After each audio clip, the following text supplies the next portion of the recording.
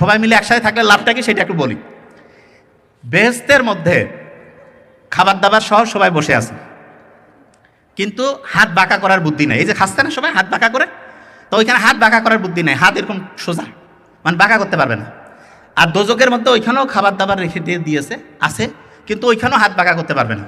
এটা বোঝার জন্য, আসলে তো বেহেশত কেমন সেটা তো অন্যরকম, জাস্ট একটা ঘটনা বোঝাচ্ছি। তা যারা হচ্ছে যে দেখা গেছে যে এই বেহেশতে যাবে, তারা কি মানসিকতা কি ভালো না খারাপ? ভালো। ভালো মানুষতা কি অন্যকে হেল্প করবো কি হেল্প করবো না? আচ্ছা, আমার হাত এরকম বাঁকা করতে পারতেছি না, ওরও হাত বাঁকা করতে পারতেছে না, আমি তো নিজে খাইতে পারবো না, কিন্তু আমি যদি চাই, আমার যদি মনটা উদার হয়, আমি আমার খাবারটা ওর মুখে দিতে পারবো না? ওর খাবারটা আমার মুখে দিতে পারবে না? সবাই খাইতে পারবো না?